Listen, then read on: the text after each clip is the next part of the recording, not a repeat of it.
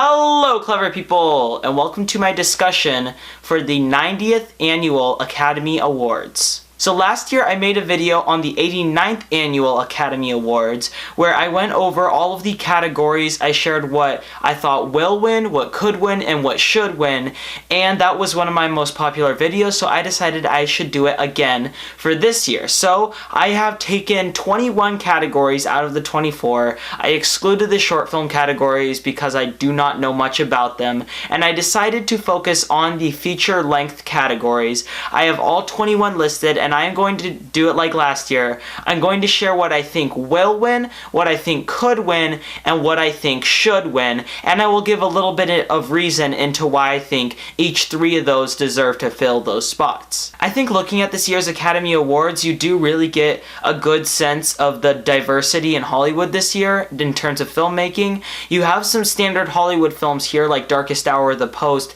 but you also have some really imaginative films like The Square or The Shape of Water, which is always great to see, so I'm glad to see that the Oscars is not going for just standard Hollywood films, but instead that they're spreading out. So I will be going from the bottom alphabetically. I will be going from the bottom, skipping the writing categories and saving them for later, and starting with visual effects. So the nominees for Best Visual Effects this year are Blade Runner 2049, Guardians of the Galaxy Volume 2, Kong Skull Island, Star Wars The Last Jedi, and War for the Planet of the Apes. So starting off, what I believe will win and what should win is War for the Planet of the Apes. Even though this was not my favorite film, and even though I did not like it as much as everybody else did, you cannot deny the sheer amount of beauty and just, it's hard to put into words really, and realism in the apes in this film. The way that they detailed every single small fragment on the apes to make them look as realistic as possible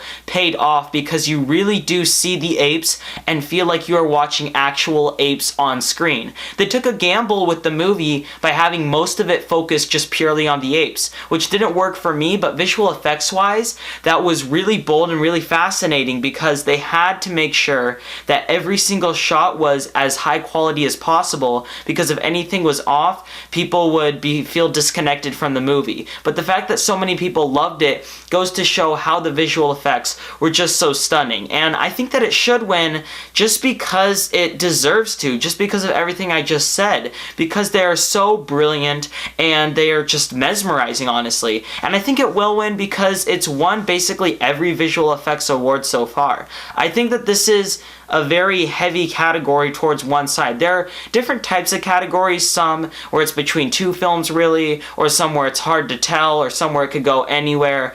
I believe I can say with 100% certainty that I believe that War for the Planet of the Apes will win. If I were to put a film in the could win category, I would say Star Wars The Last Jedi, but I would say that War for the Planet of the Apes will, and should win. The next two are sound categories for Best Sound Editing and Best Sound Mixing, and because they have mostly the same nominees, and because I have the same will win, could win, and should win for all of them, I will group them together. So nominated for both Best Sound Editing and Sound Mixing are Baby Driver, Blade Runner 2049, Dunkirk, The Shape of Water, and Star Wars The Last Jedi. I actually did think that there was one film on each list that was different, but I guess all of the categories are exactly the same, and it's really not that shocking, because I know that there are differences between these two categories, but really I view them mostly as the same. I think a Best Sound category might be better, but I understand the differences between editing and mixing and why that is important. But in the end, I think that the winner for both of these categories are going to go to the same film, which is Dunkirk. Then there is a strong reason for that. I think that it should win and will win for both of those categories, because if you go back to my Dunkirk review, you'll see me mention just how stunning the sound was, how every single time a plane passed by, the sheer amount of loudness that came from the speakers was what terrified me. I was scared of the noise just as much as I was scared as the characters were of the plane, and that really worked effectively, and at the same time the sounds just sounded amazing. They really did help the authentic feel of the movie. And if I were to have a could win, I would say Baby Driver, just because they edited and mixed sound in there with all of the music really, really well. But really, I think that these two categories have one winner and one film that should win, and that is Dunkirk. The next category is Best Production Design, and the nominees are Beauty and the Beast, Blade Runner 2049, Darkest Hour, Dunkirk, and The Shape of Water. Now this is a category I'm less sure on. There's a lot of films on here that could win, and I'm really uncertain. But I think that the one that in the end will win, and the one that definitely should win, is The Shape of Water. That film not only looked beautiful, but the way that Guillermo del Toro used the sets and different colors of like blue and green to make the entire film feel underwater has a lot to do with the production design. On top of that, it really did capture the Cold War era feel so well. The feel of the 50s and the 60s, where there's so much uncertainty and so much odd feelings. And even when they went from like the stark dark underwater laboratory to going somewhere like to Michael Shannon's house, I loved how they had over exaggerated sets. So when you went to his house, you saw how over exaggerated everything was, of like the perfect lifestyle, how everything was so yellow and orange, even though that really isn't how everything was going down too well. The Shape of Water is probably one of this year's most interesting films visual wise, and that's why I think The Shape of Water will win and probably should win for this category.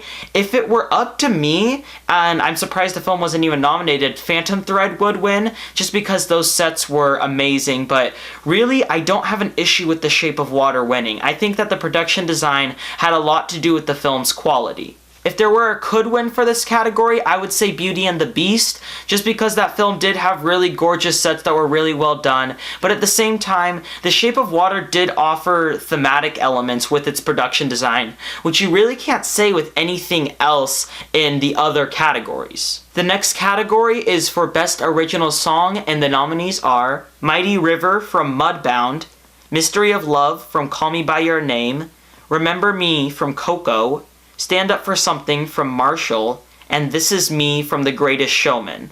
This really is quite the great year for the Best Original Song category. Even though that category doesn't really matter all that much, you can't deny how great so many of the songs were on the list this year. I believe that the winner here is pretty obvious, and that's Remember Me from Coco.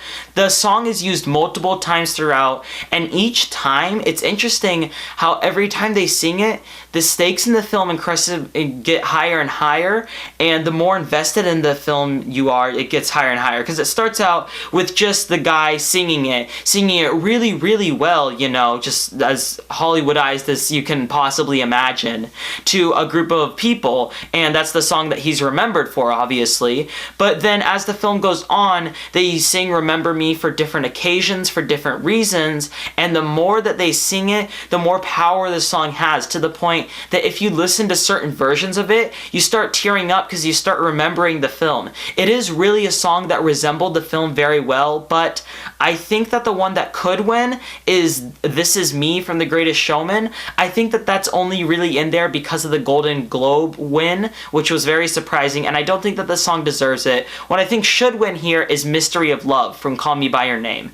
I have listened to that song at least 50 times. It's beautiful, it's mesmerizing, it brings you right back into the atmosphere of the film, and honestly, I think it's kind of ridiculous that Visions of Gideon wasn't nominated, because the other two categories, the other two songs, Mighty River from Mudbound and Stand Up for Something from Marshall, are good, but I would definitely put Visions of Gideon above both of them, and I would also put I Get Overwhelmed from A Ghost Story above those. But these are the nominees, and unfortunately, this is the first category where what I think should win isn't in the could or will win place, because I don't really think Mystery of Love has a chance, but if it does, I will jump out of my seat. I'll be so excited because it really does deserve to win. The next category is for Best Original Score, and the nominees are Dunkirk, Phantom Thread, The Shape of Water, Star Wars The Last Jedi, and 3 Billboards Outside Ebbing, Missouri. Looking back at the list, this is also a category that was great this year. I mean, the original scores listed, about 4 out of 5 of them I have listened to on my own, and all of them I can say that I love. I don't think that the one from 3 Billboards is particularly memorable or great, but I do enjoy the soundtrack. I think it's fine, but really the other 4 are all really great soundtracks. I think the winner here, and the one that should win, is Phantom Thread. The music in that film is haunting. I listened listen to it frequently just because it's great background music, but it also brings you back to the feeling that you get while watching the movie, which every great score does. It's haunting, and just simple piano notes, like in House of Woodcock when they would play the same piano note over and over again for about 10 seconds or so. It's just brilliant music, and it's something that you really do need to listen to separately from the movie even to fully experience, because while you're watching the movie, you don't really realize it because it fits so well with the rest of the film. I think that the could win is The Shape of Water, which also has a beautiful, amazing soundtrack, but I think that Phantom Thread is the front runner here and should definitely win. The next category is for Best Original Makeup and Hairstyling, and the nominees are Darkest Hour, Victoria and Abdul, and Wonder. It shouldn't really come as a surprise to anybody that Darkest Hour is the clear winner here. It's just won everything. From the beginning it was talked about just because of the way that they transformed Gary Oldman. It's great because after I saw the film, what I really took away from the film was his performance, obviously. And afterwards, I got to show my dad a picture of Gary Oldman, and he was shocked because he had never really seen a picture of Gary Oldman before, and he did not recognize him at all as playing Winston Churchill, just because he completely transformed himself. Then that's because of his acting, but that's also heavily because of the makeup. The prosthetics were absolutely great, and that's why it will win and probably should win. I think the could win here is Wonder, because they did do a great job on Jacob Tremblay's face transforming him. I don't really see why Victoria and Abdul was nominated.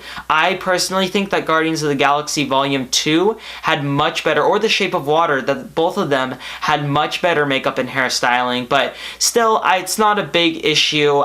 This is one of the smaller categories as well. They only have 3 nominees instead of 5, which I've never understood, but it's the way that they do it. So clearly Darkest Hour is the winner here, and I don't think anybody will argue about the fact that it should win it. Next up is the nominees for Best Foreign Language Film, and the nominees are A Fantastic Woman from Chile, The Insult from Lebanon, Loveless from Russia, On Body and Soul from Hungary, and The Square from Sweden. This is a category that I have unfortunately only seen one film from, but it's different from the other category, which we'll talk about later, which is Best Documentary Feature. The thing is, none of these films, other than The Square, have been offered for me to see yet. The Insult, A Fantastic Woman, and Loveless are not on any streaming platforms, and I don't live in LA or New York where they're being shown currently. And I cannot see On Body and Soul because of some of the graphic scenes in it, even though I wish I could. So I have only seen The Square from that. So of course I am biased in my should win for this. It's obviously going to be The Square, but I also think my will win is also The Square. I think I actually really did fall in love with this movie, and it's a movie that you watch, and while you're watching it, you feel like you're not even like conscious while watching it, just because while it's happening, it doesn't really feel like a plot's moving forward. The entire movie feels like it's waiting for the plot to start, and it never really does. And it's so odd, and it's such a satisfying watch, honestly. It's something that it's for patient moviegoers. You gotta stick through it because it's 2.5 hours, and there are scenes that go on for a really long time. But when I look back at The Square, there's not really another movie like it. I mean, just the scene of the one guy when he's going around to the different rooms and dropping off the letter to threaten people. It's such an absurd sequence, but it's great. It's just amazing, and looking back on it, I sort of laugh when I think about it. It's a movie that so masterfully combines comedy and, pretentiousism, and it just combines a lot of different aspects that both make it like a high art film, while it's also making fun of high art. It's a really well constructed film, and it's so creative, and I really do beg that anybody out there who has not seen it yet should go check it out. It's on iTunes, so I would say that you should definitely go check it out because it really is great. And I think that the could win for this is A Fantastic Woman, just because I believe that that's the first movie, I could be wrong and it's another movie, but I believe it's like one of the first Oscar nominated films to have a transgender as the lead character. I'm not entirely sure, but I'm pretty sure the lead actress in it is transgender. And I really do like that, and I think that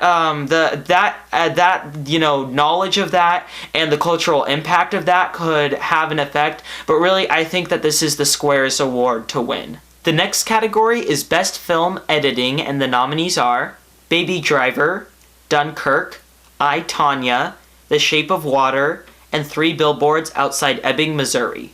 Early in the year, everybody was saying that if Baby Driver was not nominated at the bare minimum for Best Editing, that a lot of people would say that the Oscars are invalid. And of course, they say that all the time about a lot of films. They also said that about Roger Deakins for Best Cinematography, but that's one of the few situations where I could actually get behind that, because Baby Driver has some of the best editing I have ever seen in a film. It just beautifully combines the editing of the noises and the editing of the music and the editing of the scenes. Basically, the entire film is structured and edited like a really cool playlist, and I really love the way that that's done. It's so imaginative and creative, and because of that, I believe Baby Driver should win, and I'll even go on a stretch and say I believe Baby Driver will be the winner for Best Editor, just based on the fact that 1, the editing is so creative, and 2, if the Oscars did have it win,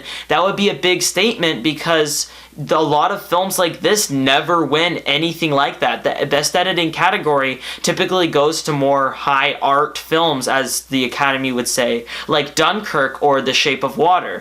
And I would say that the could win is Dunkirk, even though the editing of that film, in my opinion, isn't like spectacular. I do like the way that it combined the 3 different elements, and the way that they edited some of the plane scenes I thought was really cool. But really, I think that Baby Driver should win this award, and I'm very passionate about the fact that I'll be praying that it wins, because it deserves it. This editor has done, I believe he's done all of Edgar Wright's films, and the reason his films are so distinctive is because of the editing. And if he could finally be recognized for that, that would be amazing. The next category is Best Documentary Feature, and the nominees are Abacus, Small Enough to Jail, Faces Places, Icarus, Last Man in Aleppo, and Strong Island. This is a category that I have only seen 1 film in, unfortunately. I have been meaning to see Last Men in Aleppo for the longest time, but I have not gotten around to it, unfortunately, just due to really dumb circumstances. But I will watch it before the Academy Awards happen, because it is the could win for me. It's the runner-up. But the front runner is a film that I have not been able to see yet, just because it's not offered on iTunes anywhere. It's not really offered anywhere at all, and that is Faces Places, because I hear that this film is great, and it sounds like a really imaginative, inventive documentary, because it's following Agnes Varda, who, she made Cleo from 5 to 7. She's basically considered the mother of French New Wave cinema, and it combines a new photographer in J.R., and the 2 of them are literally just road tripping across a country and going to a bunch of places, and apparently it's really existential, and apparently it's really entertaining, and I think that the film probably will win just based off of film impact. Well, no, not impact, but film entertainment. But I think that the film that could win this award for impact is Last Men in Aleppo, because from what I've heard, the directors literally recorded the footage as soon as they possibly could during the Syrian war, because there was a Syrian filmmaker trying to show how awful it was, the war in Syria at that time.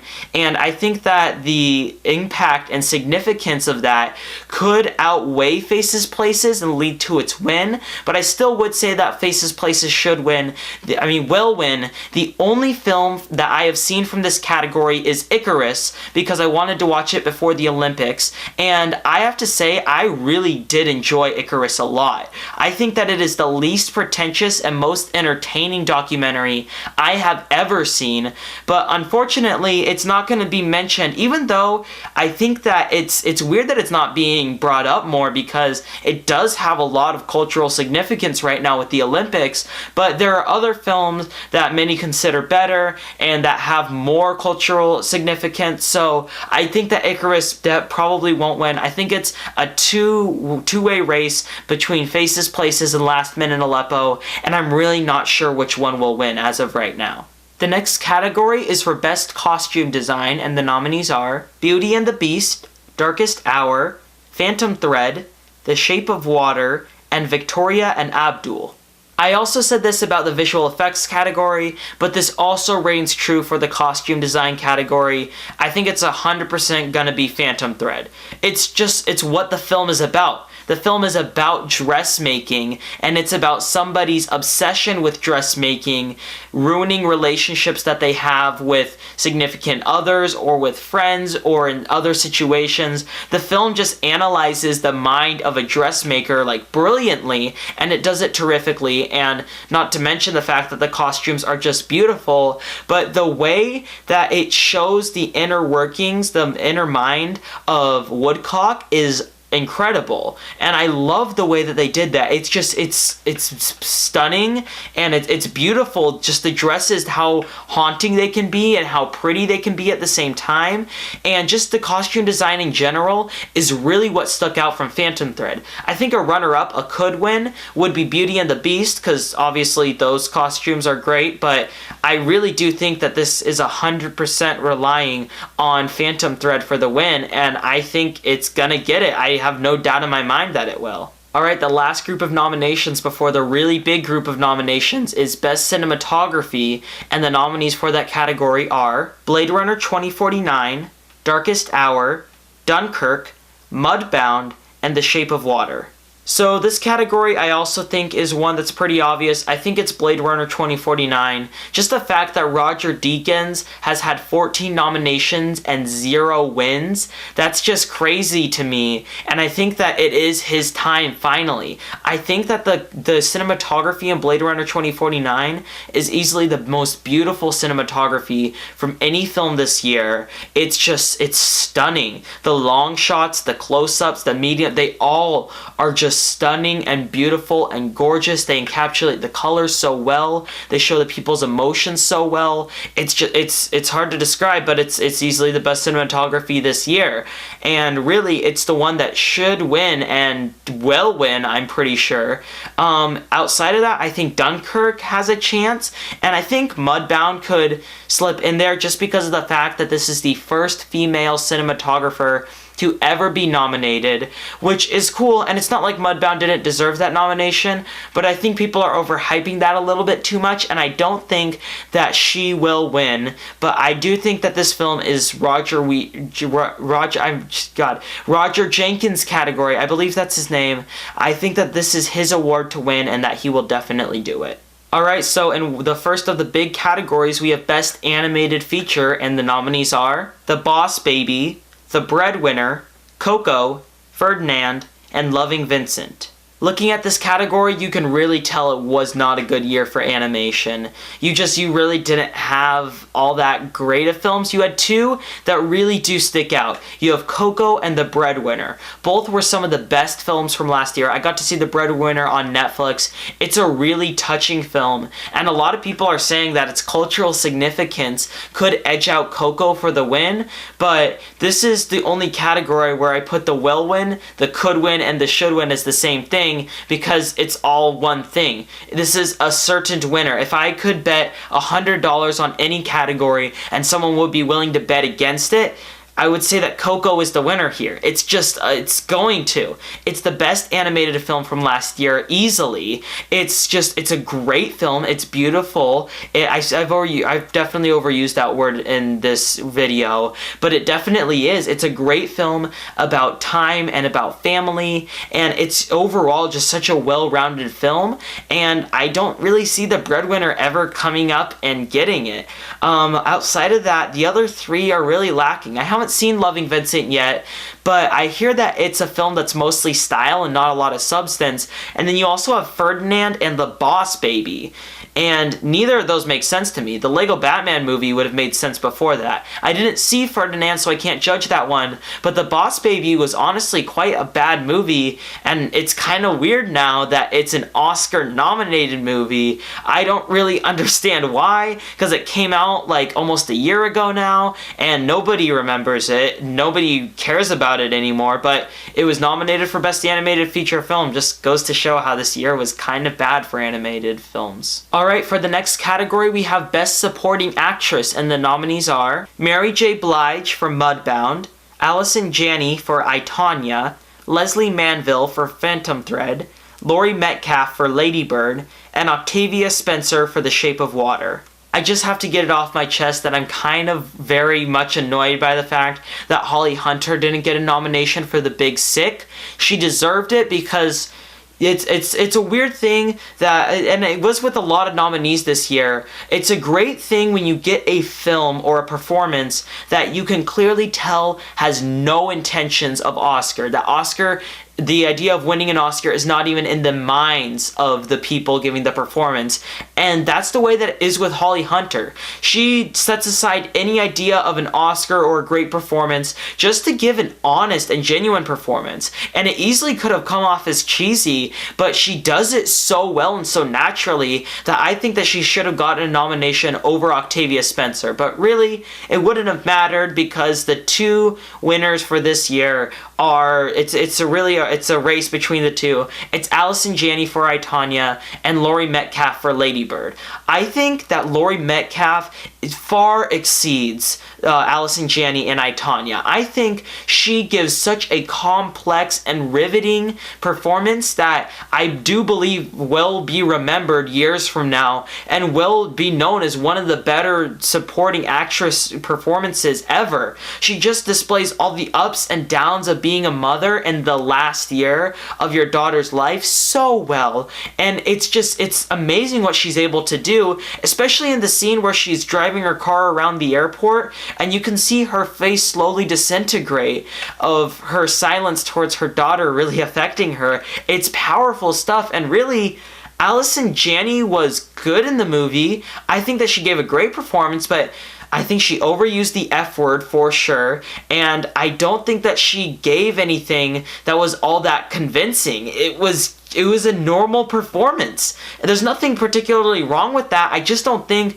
that it deserves all the Oscar nominations, and unfortunately Allison Janney is going to be the winner here. She's just so cold-hearted throughout the entire movie that there's no multiple emotions to her. There's one scene where she gets to show emotion, which revolves a recording device. I'm not going to spoil it for those who haven't seen it, but those who have seen it, you'll know what I'm talking about. Those scenes are great, but outside of that, there's really nothing all that great about her performance. It's fine, but Laurie Metcalf was stunning. She gave one of the best supporting actresses performances I have ever seen, and maybe even the best of this decade. She should win, but unfortunately, she probably will not because Allison Janney is the frontrunner. Next up is the category for Best Supporting Actor, and the nominees are Willem Dafoe for The Florida Project, Woody Harrelson for 3 Billboards Outside Ebbing, Missouri, Richard Jenkins for The Shape of Water, Christopher Plummer for All the Money in the World,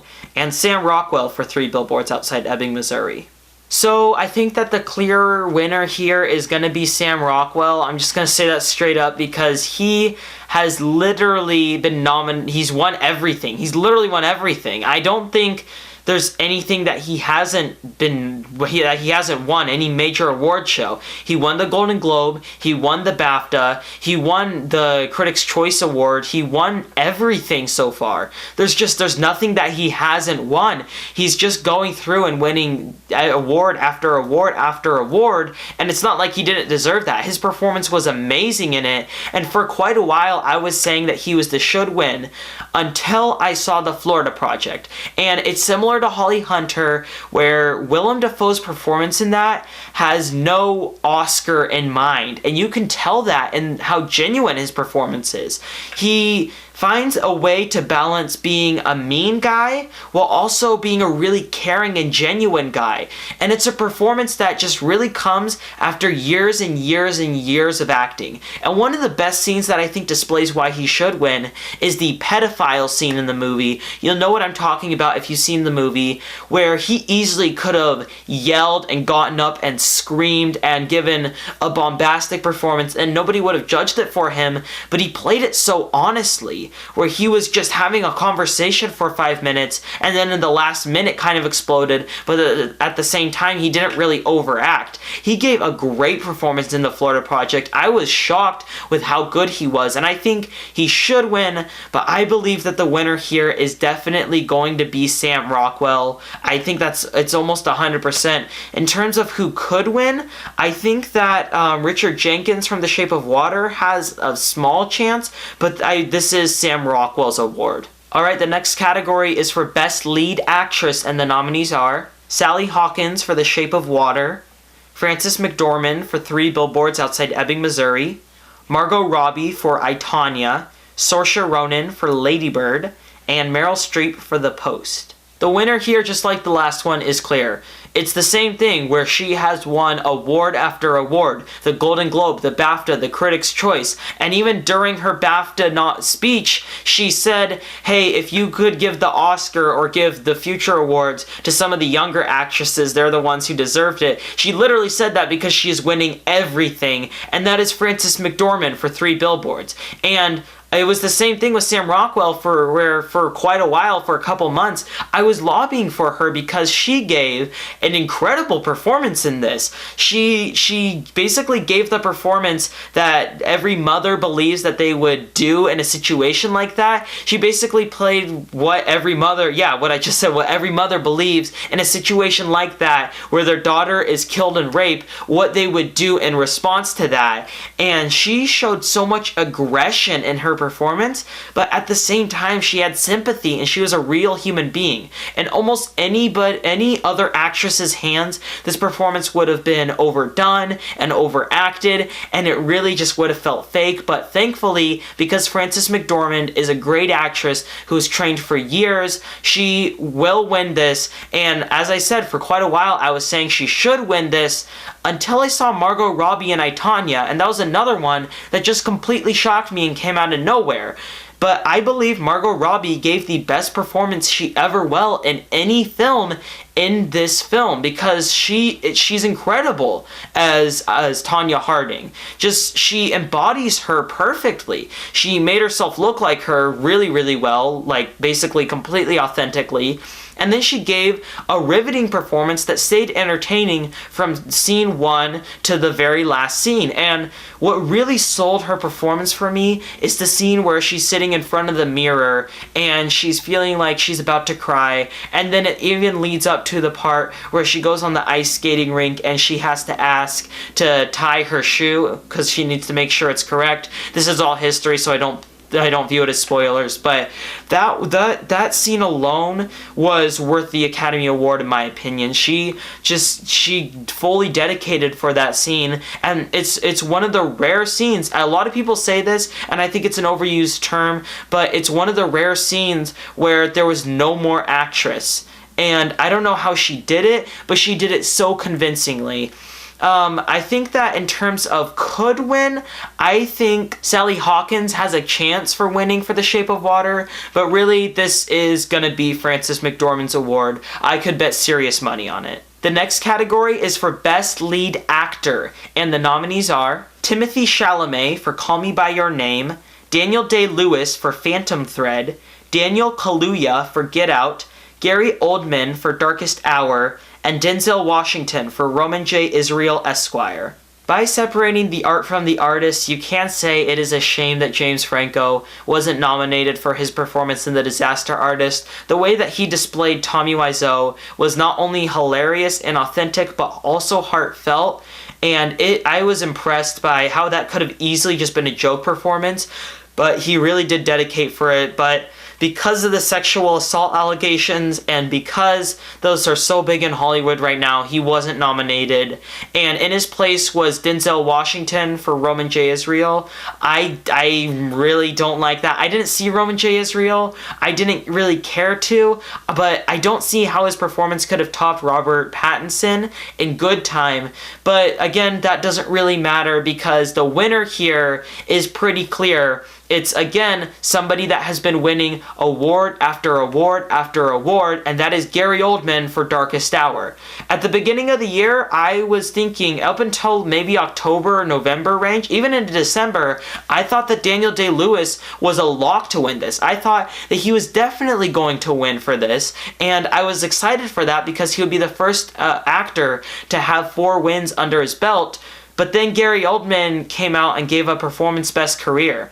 He really did embody Winston Churchill. And like I said in the last one, while I said Margot Robbie when there was no more actress in the one scene that she had, I think you can say that for Gary Oldman throughout this entire movie. But really, I think you could also say that about Daniel Day-Lewis, but you can say it definitively for Gary Oldman, mostly because of the prosthetics and just because he really did transform, but that's not because his performance wasn't completely and entirely convincing. He had to go through a lot to be in this film. I wouldn't be surprised if it was like 8 or 9 or 10 hours of makeup every day, and during that time he must have done so much research on Winston Churchill, studied him, and the fact that he was displaying a guy that everybody has their own minds about and everybody has a cliched look at, and he played it in a non-cliche way was great. But I don't think that he should win. I think the could win for this is Timothée Chalamet in Call Me By Your Name. One, because he's the youngest Best Actor nominee ever, I'm pretty sure, or at least in like 40 years. But also the fact that he did give a great performance and there's so much hype around him.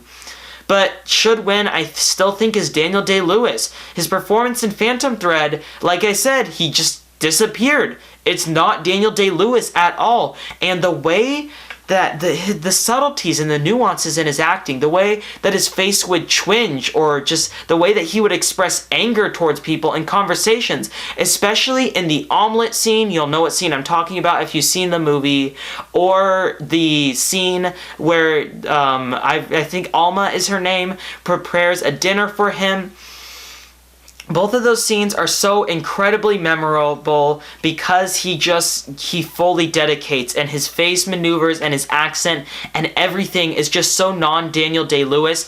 I can say definitively that he is what makes that movie. And that movie has, over time, really grown with me, and I think I could even give it a 9 out of 10 now, and it would be in my top 10 of the year. But it's because of his performance. Absolutely it is because of his performance.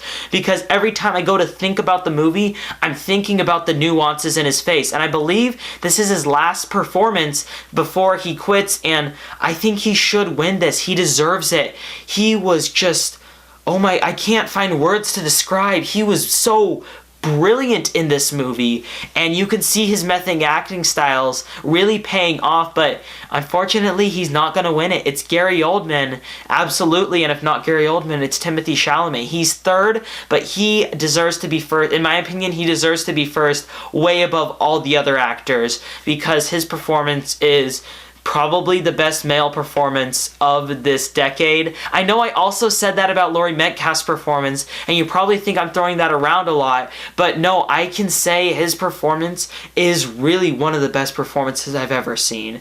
It's haunting. Alright, this video is getting quite long, and I'm sorry about that, but there is a lot to talk about this year. So moving on to the next category, we have Best Original Screenplay, and the nominees are The Big Sick, Get Out, Lady Bird, The Shape of Water, and 3 Billboards Outside Ebbing, Missouri. So my should win for this category and my could win for this category both stem from what I said about Holly Hunter's performance and from what I said about Willem Dafoe's performance. The fact that the film was made without any intention of getting an Oscar. It came out a year ago and people continued to talk about it, continued to buzz about it for an entire year just because it made so much money. It was the most profitable movie of 2017. Yes, I am talking about about Get Out. Get Out should win this category because the screenplay is what makes the movie, in my opinion. It's so creative and imaginative, and it goes in directions that really nobody could see coming, but just stop and consider for a second how crazy it is that Get Out is nominated for the 4 biggest categories: for Best Picture, for Best Writing, for Best Director, and Best Lead Actor. The 4 biggest categories, arguably, with Best Lead Actress probably being part of the big 5, obviously, but for the ones it could have been nominated for, the big ones, it was. And it's shocking, but it's absolutely amazing because it deserves to do it. It's a very politically relevant film. It's extremely enjoyable, extremely entertaining. I did a review on this that is probably one of my most proud reviews. I think I did a really good job in expressing my opinions on it, but it really is just a film that is probably just perfectly well-rounded. You think about it, you remember it, it sticks with you. Obviously, it stuck with the Academy voters because it came out a year ago, an entire year, and it is still nominated because even over the course of a year, people went back to rewatch it, and people would hear the song Run Rabbit, and they would want to go watch the movie again, or they would think about some of the creepy aspects or some of the multiple layers to the movie, and they would go back to it and think about it. And because of that, Get Out really should win this award, and I think it would be great if it would, because that inspires studios like Blumhouse to make better horror movies, to not just focus on making small budget horror movies that make back their money opening weekend, but make a film that has a lot of great horror in it, a lot of great comedy, spend a lot of time getting the creative minds to make their imaginations happen on screen. And not only will you get insane profitability, you will get insane Oscar nominations, and I think it would be great if Get Out won for that very reason. But the winner here, I digress, the winner here is going to be Lady Bird. The film is just, it's a year for women, really, women power, and Lady Bird, I don't think it'll win in directing or picture, but if it has a category to win in, it will probably be this one. This is one of the few categories where only the Big Sick I would exclude from this, but all of them easily could win, and it wouldn't be surprising because all of them are really great screenplays and all of them are kind of front runners. But I think the real true front runner is Lady Bird, and the runner-up would be Get Out. Next up, we have Best Adapted Screenplay, and the nominees are Call Me By Your Name, The Disaster Artist, Logan, Molly's Game, and Mudbound. I've said it before and I'll say it again. This is a category that has one clear winner, and that one clear winner is Call Me By Your Name. It saddens me that Call Me By Your Name wasn't nominated for more things, that it wasn't nominated for editing or cinematography or so many things that it should have been nominated for, but instead it was just nominated for 4, and unfortunately it's not gonna win 3 of the ones it was nominated for, even though in each of those categories it deserves to win. That's just my opinion because you know how I feel about Call Me By Your Name if you've seen my review, but if you haven't, go check the description. I'll put a link in there. Go check it out because I say in there boldly, this is my 12th or 13th favorite film of all time because it's beautiful and mesmerizing and it's incredible, and because of that it will win Best Adapted Screenplay, but also it doesn't have any competition really. This is another one like Coco where will win, could win, and should win could easily all be the same. I think Mudbound is a possible could win, or maybe even Molly's Game, but I don't think that those films even have a chance. This is going to be Call Me By Your Name, no doubt. Alright, we're on to the 2 big categories. So, nominated for Best Director are Christopher Nolan for Dunkirk, Jordan Peele for Get Out, Greta Gerwig for Lady Bird, Paul Thomas Anderson for Phantom Thread, and Guillermo del Toro for The Shape of Water.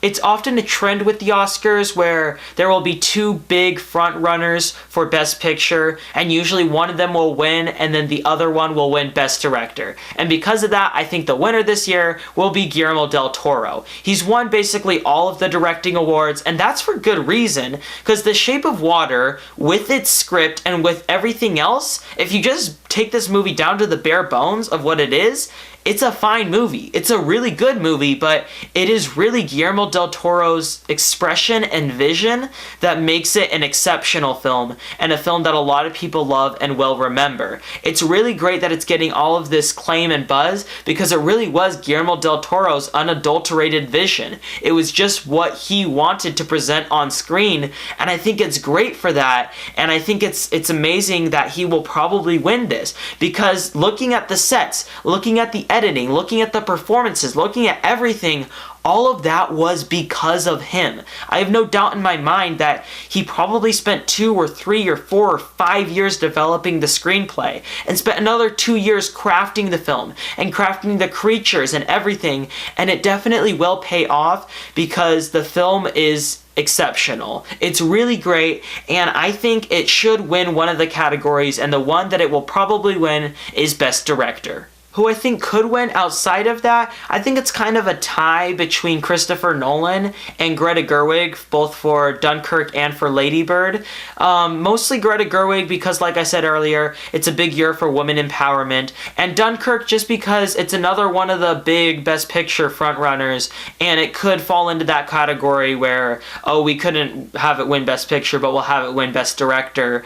But what should win here is what wasn't even nominated, which is Luca Guadagnino for Call Me By Your Name, but of course that was never gonna happen. I thought he might get nominated, and I was hoping for it, but even then I always knew from back in September when I was doing really early predictions, I knew Guillermo del Toro would win this, and it's looking like he will. Alright, it has all led to this one big category that everybody is looking forward to, and that is the category of Best Picture, and the nominees this year are Call Me By Your Name, Darkest Hour, Dunkirk, Get Out, Lady Bird, The Post, The Phantom Thread, The Shape of Water, and 3 Billboards Outside Ebbing, Missouri.